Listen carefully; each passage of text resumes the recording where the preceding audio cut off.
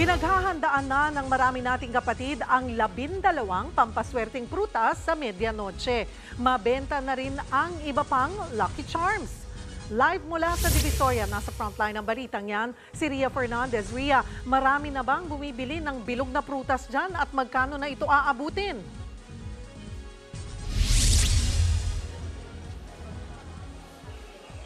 Cheryl, marami mang tao rito sa Divisoria, matumal pa ang bentahan ng mga bilog na prutas. Dito nga sa kahabaan ng Santa Elena, makikita ninyo nakabi-kabila yung mga fruit stall. Pero yung mga tao, dumadaan lang at iinan lang yung talagang tumitigil sa mga fruit stall para mamili nga nitong sinasabing pampaswerteng bilog na mga prutas.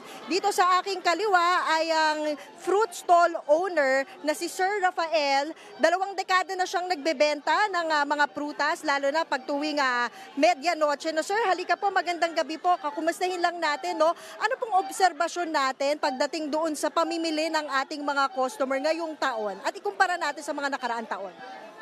Dahil sa mga presyo ng prutas, ma'am, napakamahal po ngayon, ma'am. Matumal po ngayon ta. Bakit po kaya? Baka sa hirap din ng buhay, ma'am. Ano po ba yung usual na sinasabi ng mga mamimili sa ilang araw po na pagbebenta nyo dito? Mahal daw po yung mga prutas, ma'am. Okay. May nakikita po ba kayong dahilan kung bakit matumal ang bentahan natin? Siguro sa mga sakuna rin na nangyayari, ma'am. Kaya nagtitipid po yung mga tao rin. Kailan po natin inaasahan na dadami yung mga bibili ng prutas dito sa Divisoria? 29-30, ma'am. Opo. Sige sir, may mga nanonood po na interesado kung magkano na ba yung bentahan ngayon. Sir, tatabi po ako sa inyo. Magkano po ang ating mga prutas? Ito, ma'am, 35, tatlo 100. Yung peras, tatlo 100 din, ma'am.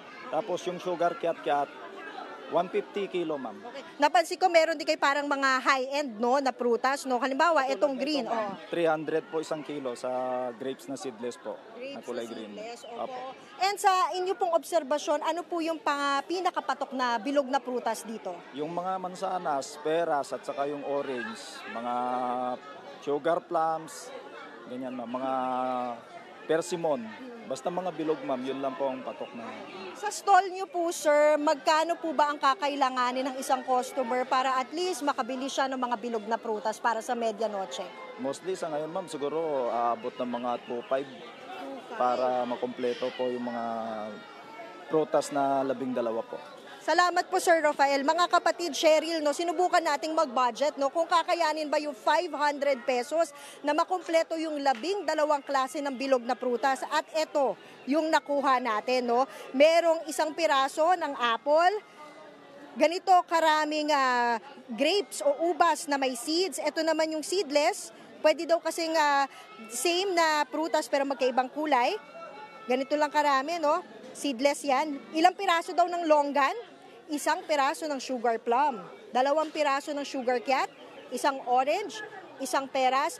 At dito naman sa green grapes naman, mga ganyan lang daw karami, no? Kalahati lang. At ang sherry, napakamahal. 1,500 ng 1 kilo, kaya 1 piraso lang, no?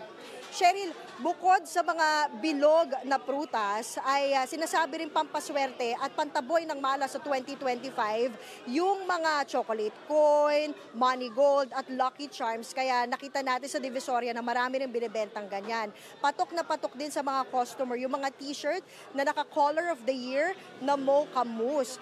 Yung mga kababayan natin na gustong makaiwas naman sa siksikan dito sa Divisoria, pwede po kayong pumunta sa Quiapo. Nilibot din natin kaninang umaga yon at hindi naman nalalayo ang presyohan ng mga produkto doon. Yun nga lang, talagang dito sa Divisoria, maraming mapagpipilian. At sa mga sandaling ito, Cheryl, ay medyo umunti na yung tao dito sa Santa Elena, no, sa Divisoria. May mangilan-ngilan na namimili pa ng kanilang bilog na prutas. No? Ang sabi sa atin ng mga manininda ay posibleng over the weekend pa dadami yung bilang ng mga mamimili. Pero pagdating sa presyohan, kaunti na lang daw yung itataas, no? Kasi lalo na kapag mga bisperas na, hindi na masyadong namimili yung ating mga kababayan. At doon kanina sa Quiapo, may mga natanong din tayong mga mamimili, no? Meron silang ilang diskarte para makatipid ngayong New Year, no? Para sa kanilang 12 kinds of round fruits, no? Yung iba, katulad pinakita ko, pira-piraso na lang. May iba naman na hindi na daw nila pipilitin yung 12, bagkus ay 5 klase na lang at ibabase na lang daw nila doon sa 5 elements ng feng shui. Cheryl? Maraming salamat, Ria Fernandez. Mga kapatid, Cheryl Cosim po, huwag maging huli at maging una sa lahat sa balitaan. Para sa tuloy-tuloy na talakayan sa Frontline, mag-follow at mag-subscribe sa social media pages ng News 5.